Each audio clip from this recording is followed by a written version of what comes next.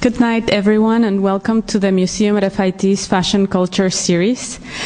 Tonight, we're very honored to have Sass Brown and Elizabeth Cline here with us to talk about the high cost of cheap fashion, and they will be in conversation with our museum curators, Emma McClendon and Ariele Elia. Thank you very much for being here tonight.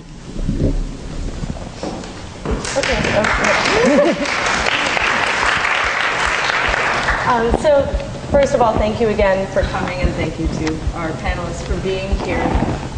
Again, the topic of this panel here is very much in line with some of the themes that are across the street in Trendology, an exhibition that's currently on view at the museum, and the museum will be open until 8 p.m. this evening if you'd like to go and check it out after. As Tanya said, my name is Emma McClendon, and Ariele, Elia, and I co-curated the exhibition. In the exhibition, fast fashion cropped up again and again in its relationship to the current state of the trend cycle. And Elizabeth Cline's book, Overdressed, The Shockingly High Cost of Cheap Fashion, proved a vital resource to us while we were attempting to grapple with this complex issue.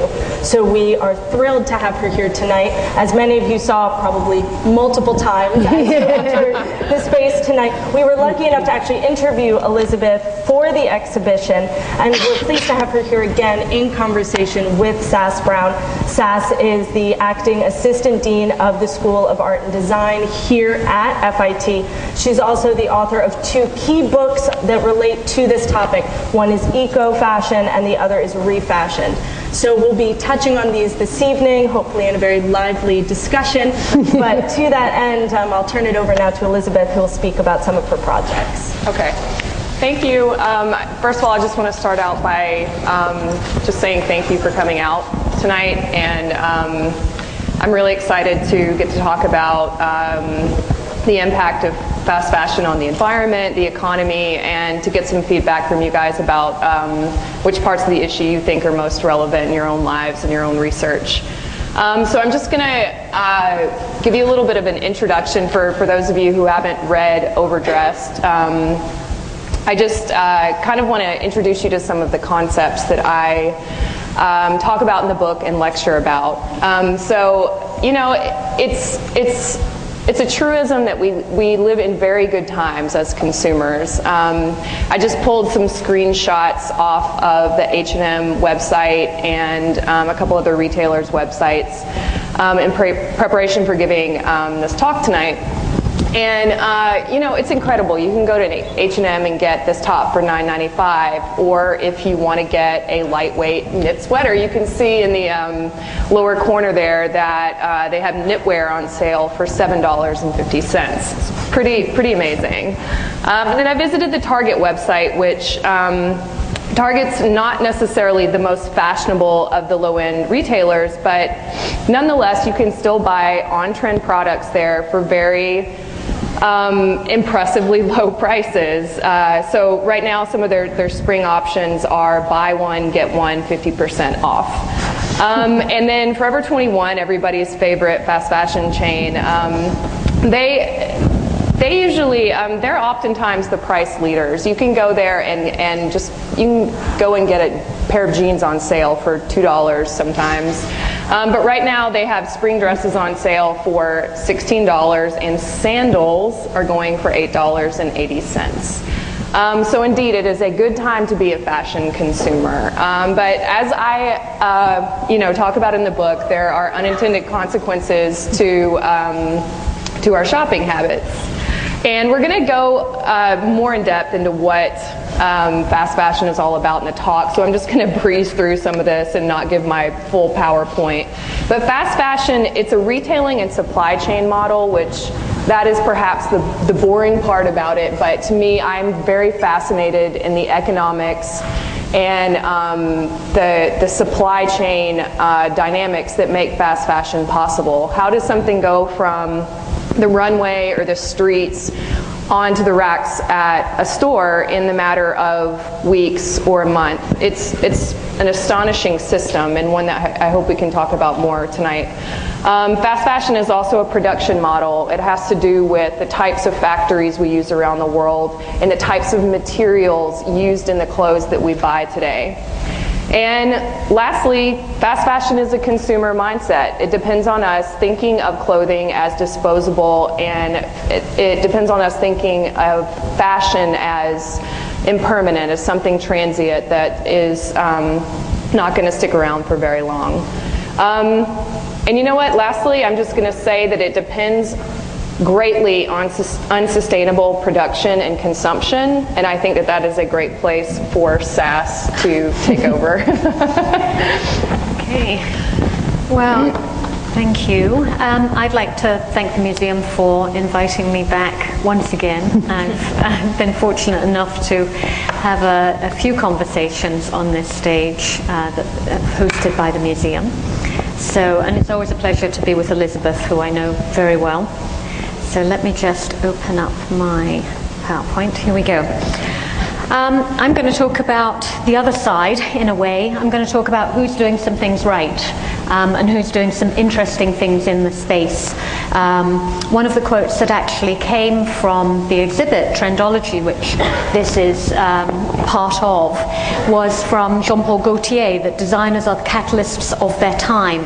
Their role is to translate the changes, the mutations, and the evolutions of society, which is something I strongly believe in, but I think ethical fashion and eco-fashion is very much a representation of that. It's something that as time has come, because it's people wanting to make change, whether they're designers or whether they're consumers, and making change in their lives, in their work, and as designers, how they design, where they design, and what they design. So I'm just going to overview very quickly a few of the different areas, if you like, of ethical fashion. So designers making a difference. This one is a bunch of different people that are working in sustainable fabrication. So that could be any number of things, whether it's organic cotton, whether it's soy milk, whether it's seaweed fibers, whether it is biodegradable, recycled polyester, any number of things. So the range of designers up here, you've got John Patrick Organic. Just by the name you can tell that he predominantly uses organic fabrications. Next to that you've got Amour Vert, which is a new label, just this one season old, based in California, that have a really youthful aesthetic. And you have YOJ, Yodge, next to them, which is an Italian brand. Laura Strambi, the founder of Yodge, is a textile and technologist. So she specializes in eco-dyes and vegetable dyes. On the bottom left there, that lovely enticing photo from the side in the black and white is Titania English. She's a New York-based designer just out of Brooklyn that works with vegetable tanned leathers. Leather is a particularly polluting process, so vegetable tanning is an important way of working with leather, which is a waste material for the most part, but working with it in a more ethical way. The shoes in the middle are O1M. It's a Spanish brand that actually do 100% biodegradable shoe. So when you throw the shoe away, it will compost. And on the right is BioNuma, which is a Japanese brand. So designers working in the pre and post consumer waste. I tried to find the less obvious choices here, so I'm not talking about the Patagonias, the Levi's, etc. These are many of them local or local to their whatever spaces they're in, whether that's local to the US, local to Chile, local to the UK. So top left there is one of the preeminent recycling designers, Ursula De Castro, who owns a brand called From Somewhere, based out of the UK. She's also the founder of Estetica, which is the eco trade fair in the UK. So she works with dead-end fabrics, leftover fabrics, and offcuts, so what we call pre-consumer waste. So leftover fabric from the cutting process from somebody else's manufacture.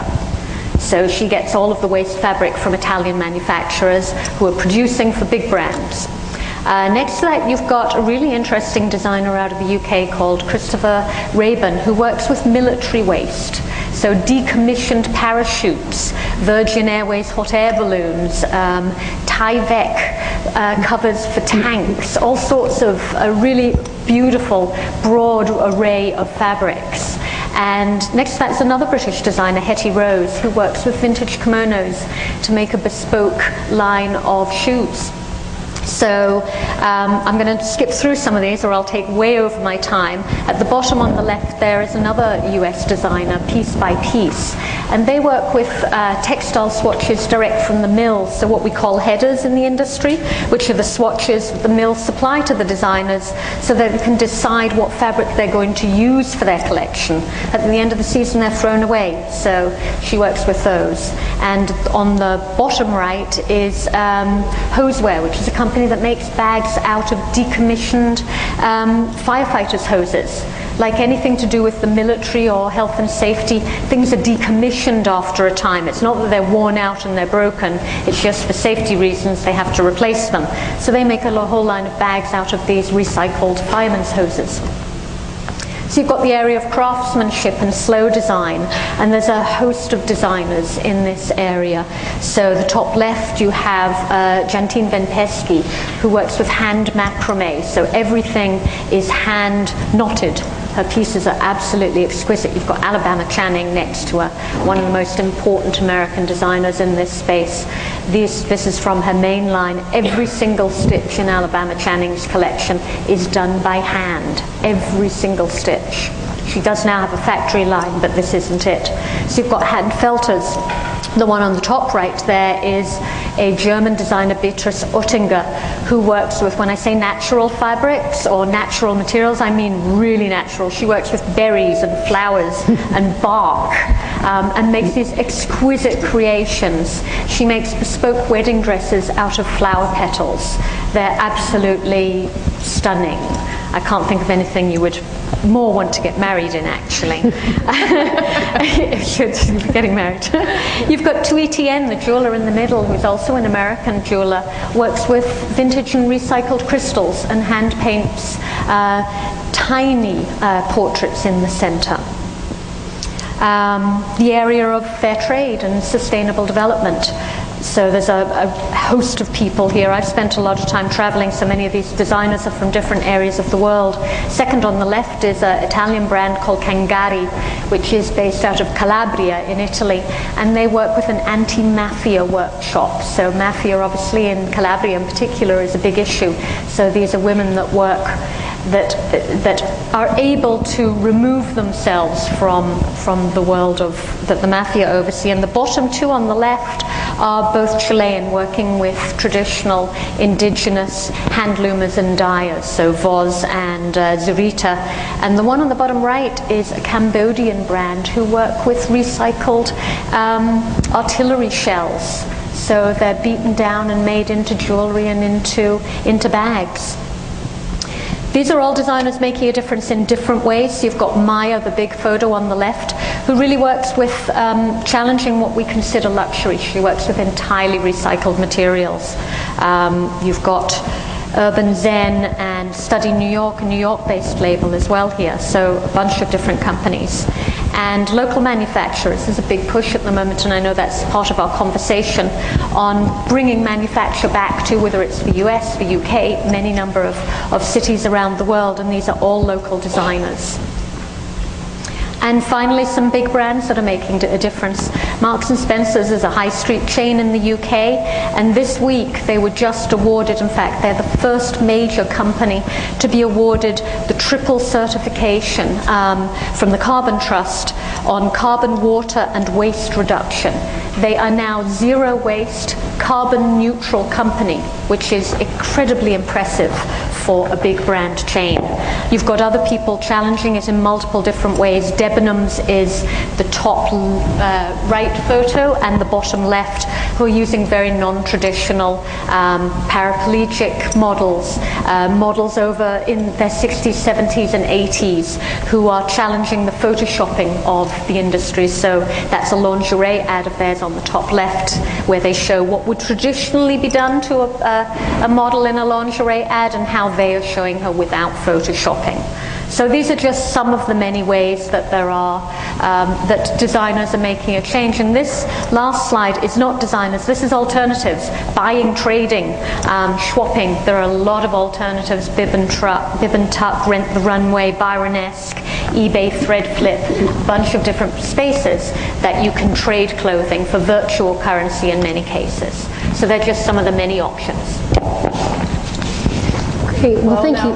Now we can just go home because we know we have all the solutions. Not quite. Well, thank you so much for those introductions. To start off, Elizabeth, can you tell us, when you were writing your book, who were you writing it for? Who was your audience, and what was really the goal when you were writing it? That's a good question, and you know, I don't get to talk about that often. I think when I set out to write the book, and for anyone who's read the book, you know that my background is in journalism.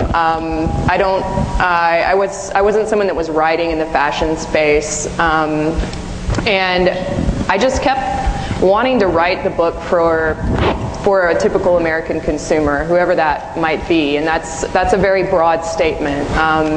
But there are certain things that connect us all together. You know, if you go back in time, even a generation ago, people shopped very differently, and anyone that's alive today can relate to the certain peculiarities of the way we shop, which is that clothing is cheaper than ever before. Certainly luxury clothing is more expensive than it ever has been in many ways. But the fact that you can go into a store, into a mass market chain, and buy something for, like I was showing in the slides, for, you know, $8.80 for a pair of shoes, or as I wrote about in my book, $7 for a pair of shoes. And that we don't buy based on seasons anymore. We kind of shop continuously throughout the year, and we also lastly shop based on kind of like a constant cycle of trends. Trends used to move so much more slowly. In a way, you could say that there used to be decades of style, and now we're seeing style changing constantly in all of these different decades, sort of in looks and aesthetics intermingling at once. So I wanted to, you know, going back to your original question, I wanted to write it so that anyone who wears clothes it would resonate with them, you know? I never saw it as a book that was just for women or just for shopaholics or just for fashionistas. I wanted anyone to pick it up and be like, yes, this is a very strange phenomenon that has kind of transpired over the past couple of decades. That's what I set out to do. Absolutely. And Sass, can you tell us a little bit about what started you how are you interested in sustainable or ethical fashion? What was the start of it for you? I think, you know, as a designer myself, I was always ethically minded. As many emerging designers, you're struggling financially, so waste just seems to be a terrible thing. So I had always recycled, found uses for my leftover textiles, donated them to handmade paper makers, to schools, any number of things. So there was always that component of who I was. But I think probably substantially it started when I visited Brazil, and I was fortunate enough through a conference to meet the founder of a cooperative there, and it started a very long number of years of working with women's cooperatives and sustainable development in the craft space, and helping artisans bring their techniques and their traditions to a global audience who could appreciate them, but that required partnership with designers who understood the global marketplace. So it was working with women's cooperatives in sustainable development space. Wonderful. And then the question is to both you, how did we get to this place, this idea of overconsumption? Yikes. So broad. I mean, I wrote a whole book about it. But the parts of it that interest me are have to do with, well, there are three parts of it: technology, globalization, and offshoring, so outsourcing industry. And all of those things started happening more rapidly in the late 90s and the early 2000s, which, if you think about it, that's when we started seeing these really dramatically low prices in fashion and this corresponding uptick in our consumption. So, outsourcing the garment industry, for example, like if you go back to the early 90s, we were still making about half of our clothing in the United States. Now we make 2 to 3% of it in the US. So a lot of it had to do with tapping into this huge global network of low-wage factories around the world, like tens of millions of people working in service of making cheap fashion. That wasn't really a reality going back a couple of decades ago. But also, what's interesting about globalization is that if you go into a factory in China, for example, which I think we're going to talk about this more down later in the conversation, but the factories there were very quick to adopt modern business practices, the latest technology. Like, you go into a factory there, it's clean, it's bright, in many ways, it's ahead of factories in the United States. So you also have global competition sort of like putting all of this cost pressure on fashion, making it cheaper, making it faster. And lastly, I think the internet and technology, which maybe we can talk about this more in depth, is a huge part of it, not only in the sense that it's so easy to communicate with a factory on the other side of the world now. Skype, internet, telecommunications have just gotten so much more sophisticated, but also we find out about trends instantaneously. We find out what celebrities are wearing instantaneously. So that aspect of technology has also sped up fashion and sped up our consumption. I think even in the luxury space, there's a much greater speed than there ever used to be, and that's for a number of reasons. First of all, many of the luxury companies were independently owned, family owned, and very few of them are now. Most of them are on the stock exchange. They have people to answer to. So they found, again in the 90s, really different models of making luxury fashion much more attainable. So the entry point to luxury fashion and the knocking off in the fast fashion space became much more constant. So people buying into the it bag, the perfume, all of those things have generated the fast fashion space as well, because that's the trickle down of the industry. And those companies have very much been at the forefront of making it the seasonal it bag, the celebrity perfume, etc., which have very short shelf lives. So it happens in that space. So I think the lowering of the entry point to luxury fashion was a big thing as well. And one thing that I find so fascinating is now we have all of these TV shows. You have the Real Housewives of whatever city, and they're showing these very vast closets of sometimes thousands of shoes, and you have Devil Wears Prada or Sex and the City. What is your, opinion or any ideas on maybe how that has played into this overconsumption or our need to have all these shoes or clothes? I think clothing's been made a form of entertainment, and I mean that's part of it, not just through shows, any type of reality show, but product placement. I mean, Mac computers went through the same thing, right? Product placement in films. So I think it's become a source of entertainment. The concept that you can buy something as quickly and as cheaply as you can, that you don't have to think about any more than the pizza that you're ordering, and you can throw it away with as little conscience the next day, having it's already served its purpose. You wore it for that one event you bought it for. So it's changing it into a form of consumptive entertainment as opposed to an investment. Yeah, and it's almost like I think people are trying to find some space to find identity in consumer culture, because it's so easy to buy too much now. And I think that we don't talk a lot about like what that does, I don't know, to our souls, to our sense of humanity, I think we live in a culture where we have too much stuff. So how do you make sense of it? A lot of people, it's like I wrote in the book about haul videos. People just sifting through consumer culture and identifying as consumer experts because maybe they don't really know what else to do. It's like there's all this stuff around us, so it's like people are just trying to make sense of it, and some of them go out, buy too much, they have closets full of clothes, and some of the haulers have been able to launch viable careers off, being stylists or putting together, the perfect Forever 21 outfit. But yeah, I mean, it's doing a lot of very strange things to our culture that we don't have a lot of conversations about.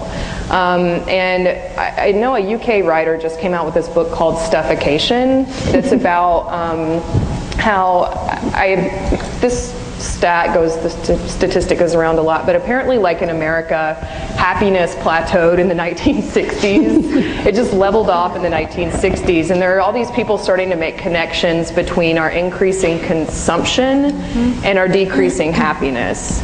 So I think all of these things are like very tied together. And I think, from the ethical fashion perspective, what makes it attractive to people once they buy into it is because there is then a connection. They establish connection with their clothing. Yeah. We've lost a connection with our clothing. Your average person buys something wherever they're buying it from, H&M or Express or whatever, no idea where it's made, what it's made from, what chemicals are in it, what the processes that went through, all of those things. So we've completely lost that connection. And one of the really lovely things about ethical fashion is it reestablishes that connection.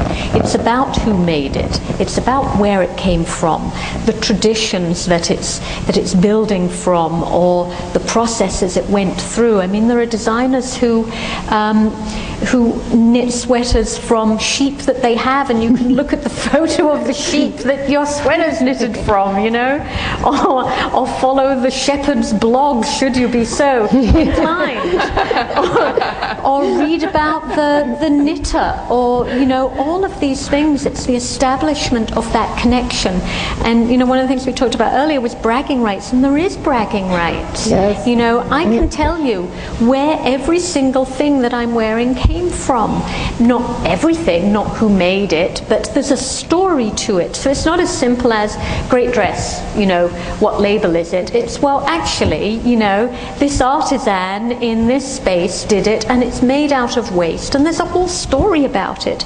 And that connection, it puts an entirely different value on your clothing and your wardrobe, because I have things that, may be hauled and stained now, but I will repair that perhaps I never would have in the past. It's like, okay, it's done, finished, let's get rid of it, I'll give it to the Goodwill. Now I'll repair it because it has those stories embedded in it, and I don't want to lose them.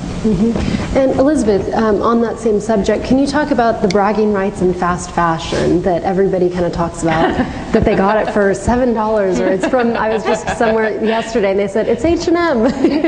Yeah, I mean, we've all done it, and I think one thing that's so fascinating, I mean, that's such a crucial part of consumer psychology is this idea of buying a deal rather than buying an item. And there's a lot of, I think in fashion in particular, I think that shopping for deals is sometimes a reflection of how intelligent we are as consumers, because we all know that, like, if you go shopping, pretty much the quality of mass market clothing is it's all kind of like gone down over the last 15 years. It's very difficult to buy a well-made piece of clothing. Everything kind of looks the same in every store you go to, so it's like, why pay full price at Macy's or Nordstrom or wherever when you can just go to TJ Maxx and get it for 75% off? Or just go to Target or Kohl's and get something that's probably just as cute for even less. So I think part of the deal hunting in the cheap fashion space has to do with the intelligence of the consumer. We know that to a degree everything is made the same way in the same places. I think it's a testament to our sophistication as consumers. But that said, I think that part of it is driven by the luxury market, because as the price of mass market clothing has gone down, the price of well-made, good clothing, luxury clothing has gone up to a place where the average person can't afford it. So I'm speaking personally, but I know that this also gets into consumer psychology. When I go and buy something for $20 at H&M, in the back of my head, I'm thinking, I'm not that, sucker that's paying $500 for a shirt, $2,000 for a dress. So I think that the luxury market, and I write about this in Overdressed, the luxury market and the cheap fashion market kind of work in tandem in that way to keep us consuming. And can you talk about something that constantly comes up is how quickly fast fashion actually is? And in it, you were talking about how something from Zara, it only takes 2 weeks. I know whenever we're doing tours of Trendology, we said that's really alarming and scary. Can you elaborate a little bit on that? Yeah, the sophistication of the supply chains in a fast fashion company, it's actually pretty astonishing. And Zara is definitely the industry leader in that way. And a lot of it has to do with very close communication between retailers and headquarters and factories. So the company is always collecting information about what we're buying, sending it back to designers, and the designers are sending it to factories. And I think that one thing that's really interesting about fast fashion is they use this strategy, I believe it's called postponement. So they'll have, in a factory, they'll have, like, they know fisherman sweaters are in style this season, but they don't know what color is going to sell. And because the system is so tightly connected, they can wait and see what colors are going to take off and then dye them at the last second and then put them out the door. It's very savvy, and a lot of that supply chain stuff was pioneered by Walmart, in addition to the economy of scale aspect of fast fashion, which that's one reason why this stuff is so cheap, because these stores don't have to put a big markup on any one item, because they're selling hundreds of millions of garments per year. That's where they make their money, is by selling just so much stuff. Yeah. And the speed and the price are really completely interconnected. The both of them is what makes fast fashion entertainment.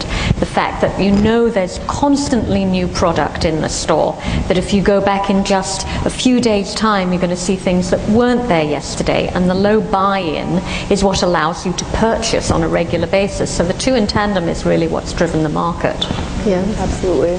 So then, on the topic of factories, for your book, I know that you traveled to China, to Bangladesh, and you sort of really researched in depthly the conditions that you found of these different production sites. Can you speak a bit about what you found?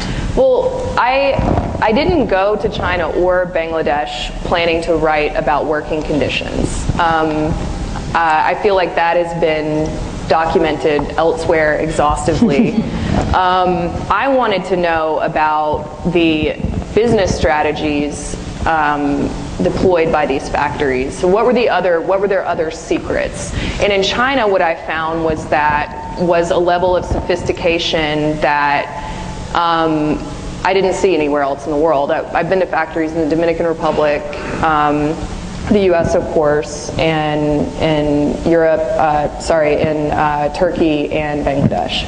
So China really, is set apart in terms of modern machinery, use of technology, having the latest design software, the newest sewing machines. They have rooms full of embroidery machines. They're in constant communication with designers and sourcing agents back in the United States. And they have better infrastructure, their roads, their ports, like everything is just so perfectly tied together in order to produce stuff. It's so sophisticated, and I think for me, what shook me about that was, and this was one thing I hoped to do with the book, was to show that clothing is a microcosm for all of this other stuff that's happening in the United States.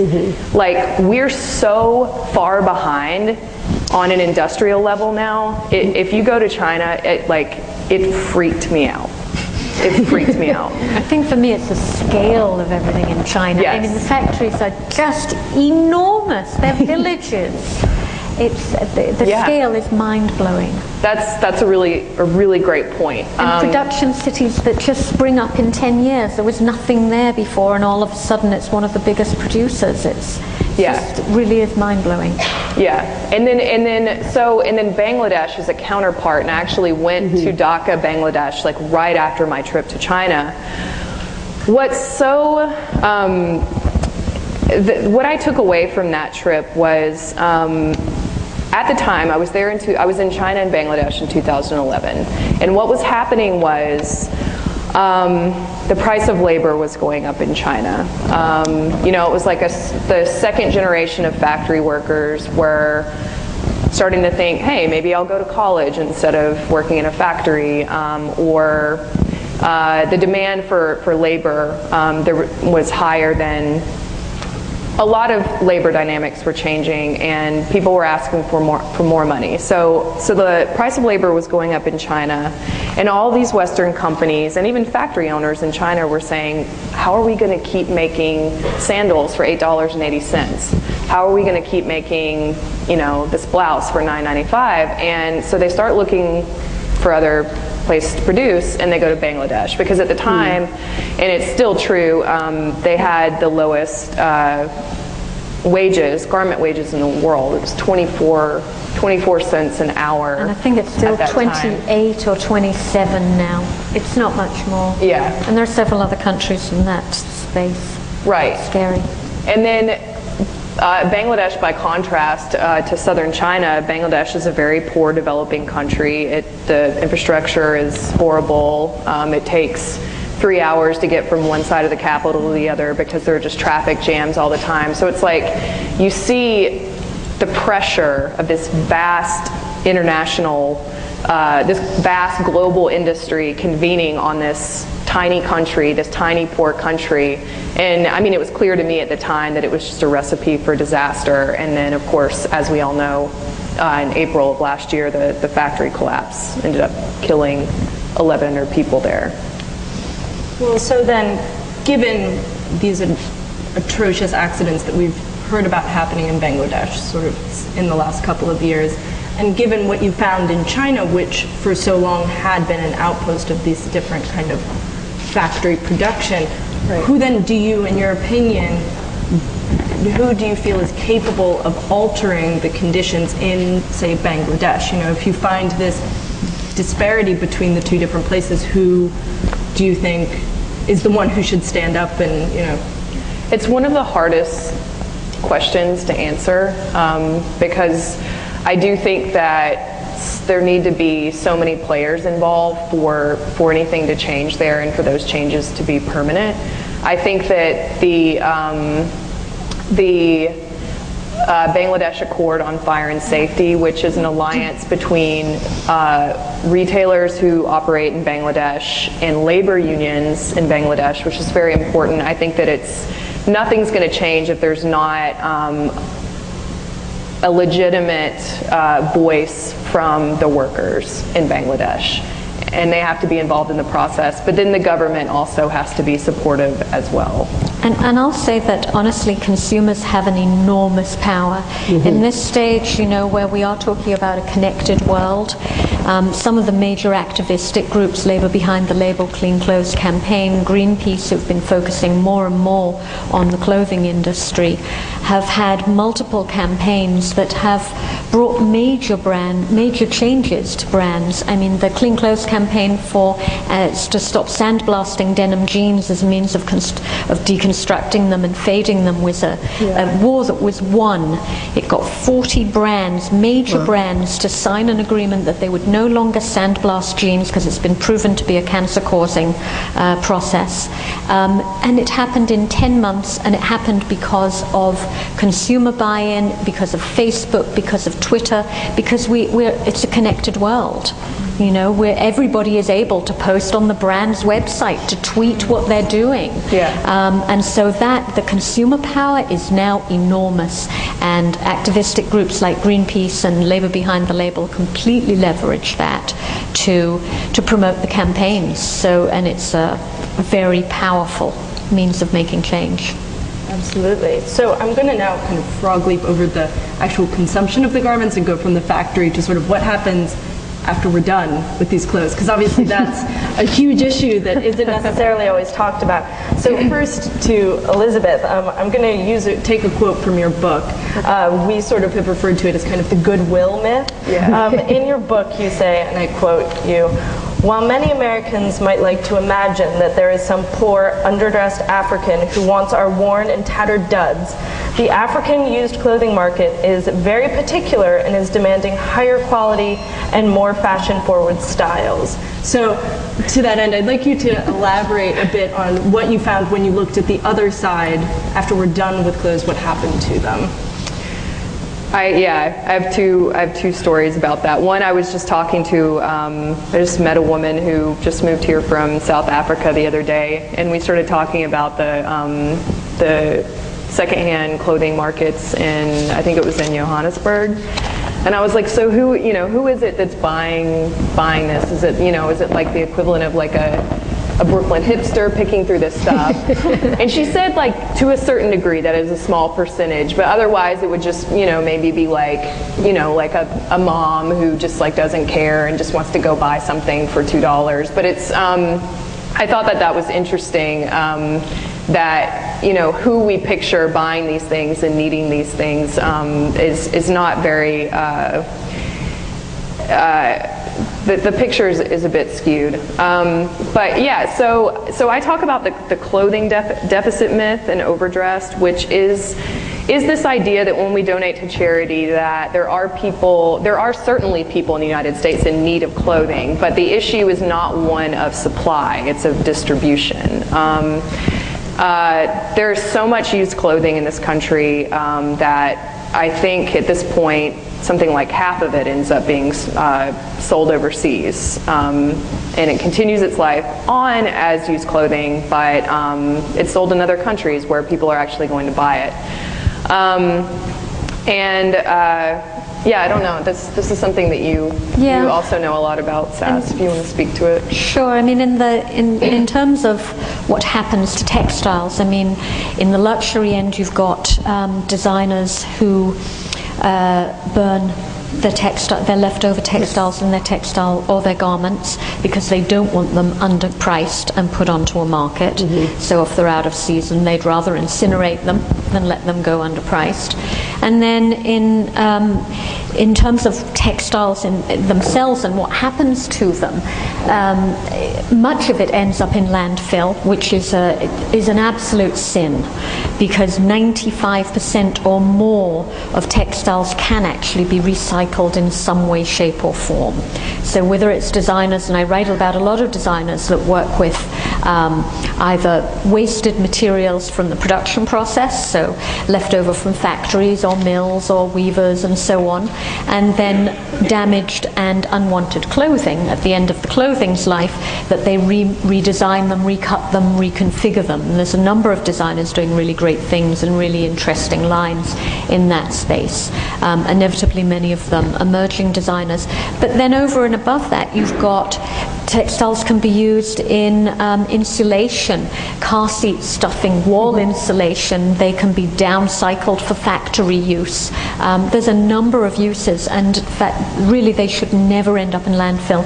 And there's a number of problems with textiles ending up in landfill. First of all the chemicals they were dyed with then seep into the groundwater.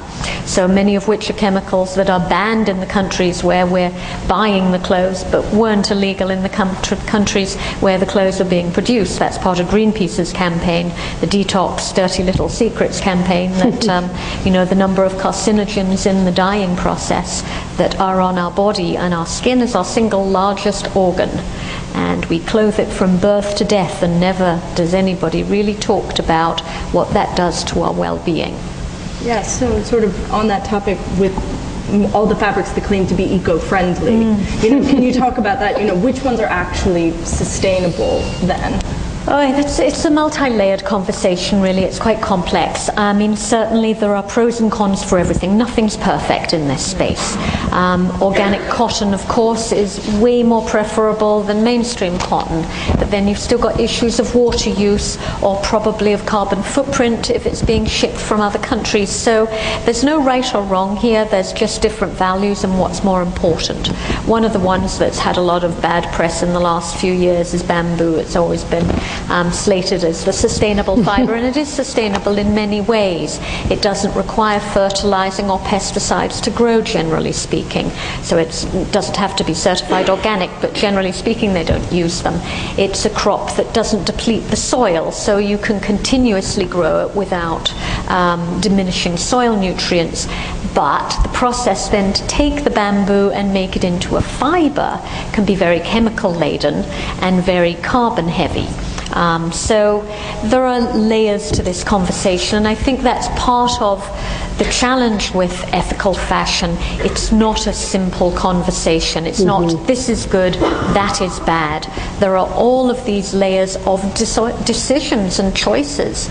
I mean, is fair trade more important to you than local manufacture? There's not a right or a wrong there. They're just values. And it also gets into how we use clothing. If you buy too much of anything, Consumption. that's not right. It's not sustainable. Yeah, I think that was one of the first eco-fashion arguments. Is it better to buy 5 pairs of organic jeans than 1 pair of non-organic jeans? Well, it's still consumption, isn't it? So you were talking about the idea of buying vintage, that being one of the possible solutions. What is your opinion on that? And if you can maybe both of you speak about this idea of buying vintage and how in some sense it's become so expensive. Well, I go home to Georgia and go to the thrift stores there. I want to buy used clothes because they're cheaper there. I don't have a whole lot to say about that. I think that the problem is that most of our clothes that are being produced now they're garbage. They're low quality.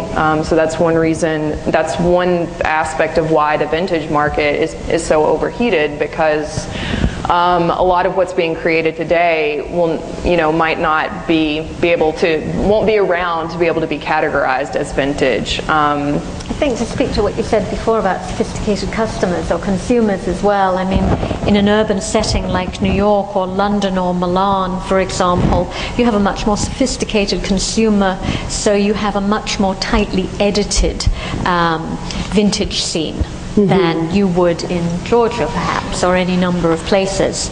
So I think it depends upon location to a degree as well. Absolutely. And of course there's been a popularization of it as well. Celebrities wearing vintage Valentino on the red carpet, or and some high-profile vintage spaces with a Byron-esque, for example, that really do have a very particular aesthetic perspective. That's a good point. I think that fast fashion does it ties into the vintage world, because I think that we live in such a fashion saturated world that everyone is. I mean, we're trying to find ways to find something unique to wear. I think that that's one of the vintage, the appeal of going into a vintage store and shopping secondhand is finding that piece that no one else has. So for somebody who's read your book or either of your books and they want to do the right thing and they want to be that good consumer, what are some of the solutions, or what can we do as consumers to be a better, more smarter, savvier consumer? The $1 million question. There are lots of things, I think. Yeah, and what's so cool is it's changed so much since I finished the book. Yeah. And I finished it in January of 2012, and there's this whole chapter in the book about sewing, and I think at the time I was thinking, and I'm really glad that I went through that experience and I wrote about it. But at the time all I could think of was, well, if we're not going to do this mass manufactured fast fashion thing, we're going to have to do something that's the fashion equivalent of the slow food movement. But fashion and food aren't you know, they're not as similar as I think that you know, I was trying to make a connection that maybe wasn't there. First of all, fashion is technology. Fashion is industry at its essence, and I think that that's okay. I think that there are kind of two main layers of the way consumers need to think about being more responsible. One is just a pretty simple shift in mindset, which is valuing the things that you already own, and no matter where you shop or what price point, not thinking of clothing as a disposable good. You know, that could mean buying one tank top instead of 3 because you can get them for the price of 1. But also thinking about the life cycle of your clothing. So no matter where you shop or how you shop, being responsible for that garment. And when you donate it, make sure that it's donated in good condition. But the cool thing is, and as Sass is like the ultimate expert on, it's gotten so much easier to be a conscious fashion consumer. I can't even keep up with it anymore. There's so many brands, there's so many companies working in this space now. You know, like in addition to shopping secondhand and doing swaps and all that stuff, it's like there's transparent companies like Everlane. Their major brands are starting to get on the bandwagon too. H&M has a conscious collection. Eileen Fisher does a lot of stuff with like eco-friendly dyes, made in USA. A lot of companies are. It's just like I don't even know how to like categorize it because there are so many alternatives now. And that's true. I mean, that's the space that I write in, is really honoring what designers are making changes in the industry and doing things with a conscience and doing it ethically. And there are so many choices now, whether it's supporting local designers, emerging designers, designers working with recycled or upcycled materials, or ecological fibers, slow design, and I think just, you know, the concept of, to piggyback on what Elizabeth's saying about conscious consumerism, you know, we're voting with every single dollar we spend, where we choose to spend it, whether it's our coffee in the morning or whether it's the clothing that we buy. And I think with all of the information that's out there, it's very easy to find out what you are funding. You know, whether it's the Koch brothers by buying Dixie paper cups, and is that something you want to fund? That's a personal choice. Maybe you do, maybe you don't. But if you don't, you probably shouldn't be buying Dixie paper cups, you know, or you've got, you know, so many companies have bought into something. Starbucks with gun control and with gay rights, Ben and Jerry's, and clothing, of course, with all of the choices through production, through consumption, through process, through materials. There are just so many choices. And fashion's ultimately, I mean, it's fun. There is aspirational, it's inspirational. There are so many spaces and places to find out what's cool and who's doing what. Websites, e-zines, blogs, books, you know, there's a lot of information there. I think the online space has been particularly exciting in the last year. You know, websites like Modavanti, where they curate every, you know, cutting edge ethical fashion brand out there today. And Mayette in the luxury space. Yeah, Helpsy, Zadie is another great one. All these retailers are cropping up, e-retailers, so it just makes it so much easier if you do want to make that choice. And I think a lot of the information is in that space anyway. Again, whether it's blogs, websites, or e-zines, it's pretty much digitally accessed. So, and there's some great magazines and information out there. And it's so nice to see in the conclusion of your book, you were talking about the slow fashion movement, and the only way for that to be successful is it for those garments to surpass what's in the chain stores. And I think Sassy did a beautiful job in showing all these different brands that we can now purchase from and the level of sophistication that they're now at. So I think we're going to open it now up to questions. There's some microphones there, and if you guys have any questions for Elizabeth or Sass, I'm sure they would welcome them. I think we just have, if you could just use the microphone right there so we can hear it on the recording.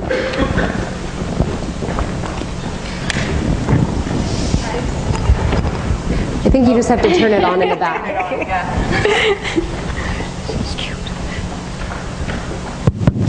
That sounds like we got it. Hello? Yeah. It's tall. Okay. I have 2 copies of the book. I'm an evangelist about your book, Overdressed. And I recently was an evangelist about the idea of manufacturing at a brunch on Saturday, because the idea that we as Americans are no longer producing things means that we're hemorrhaging jobs, we're hemorrhaging an economy that could grow from, the idea that we created this idea of these factory live work experiences with the mills that we had back in, can't remember what decade, century actually, but just how do we then petition, I guess, brands or just within our country to return these manufacturing jobs back to America regarding, I guess, the manufacture of clothing? Believe it or not, it's happening. I thought when I finished the book, I was like, that'll never happen. Like, I can hope and dream, but it'll never happen. But because of what I was saying earlier about the prices going up in China, all of these things are shifting right now. There's actually a conference going on in Chicago this weekend, sponsored by Forbes, and it's all these big industrial giants in the United States, Ford, all the like car companies and everything. They're all like meeting to talk about onshoring, because so many companies are trying to move production back to the U.S.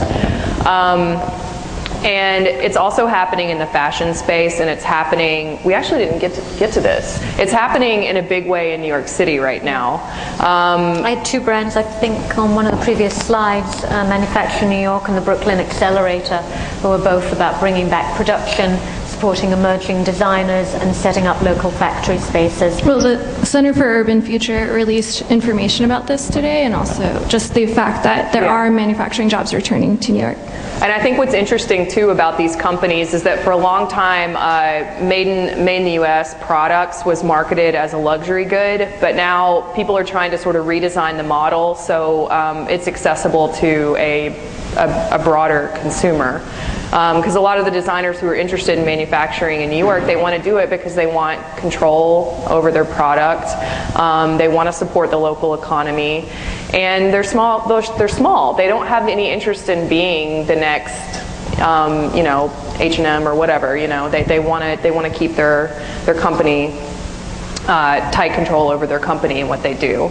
So I think that these are exciting times for American manufacturing, and I think it's really interesting the ways that it's also being reinvented, using technology and just rethinking the way that the factory floor and designers kind of like collaborate in the same space, as you were saying with the like live work model. Yeah, that ideal or aesthetic, although we have larger infrastructure, it can be brought back to America again, because we were the ones who, in a way, started it, did we not? In with the infrastructure? Well, no, just, in the idea of, it was women's empowerment at the time, and it can empower other local economies and other people again, because the idea of, like, the woman going to the mill and, like, earning money for herself was like revolutionary, and that happened in America. I know, I totally agree. And fashion companies are because there's such a low barrier to entry, it doesn't take a lot of capital to start a fashion company. It's a model that you could really,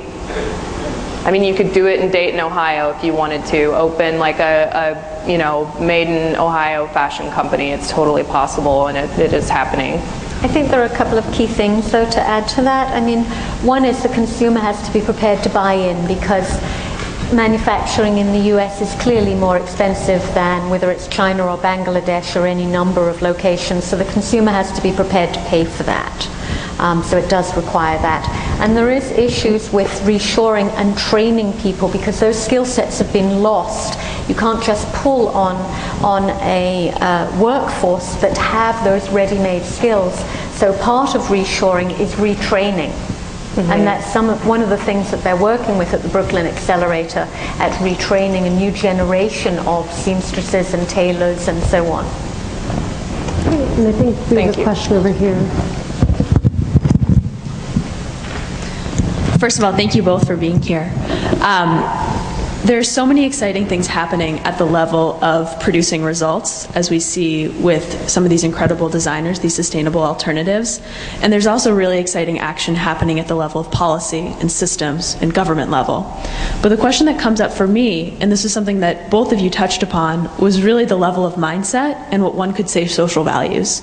So, for example, if the most important part is really shifting the way we think about clothes, shifting our relationship to garments, thinking about the more emotional value of garments, how then could we go about shifting the way people think about clothes? How then do we shift that mindset? You know, what are the things to do in order to really shift social values as it relates to fashion and consumption? I think it's actually already happening to a degree, at least with certain segments, where there is a valuing of tradition, there is a valuing to quality, there is a realization that we've lost all of those connections, and that there is a real value in getting them back and saying, yes, it was made in America, or this was done by a tribal people. I mean, this is a traditional African wax print, you know. So the stories and those connections, I think that there is already a movement of a buy-in of a consumer buy-in to that concept, and that's part of what is fueling ethical fashion.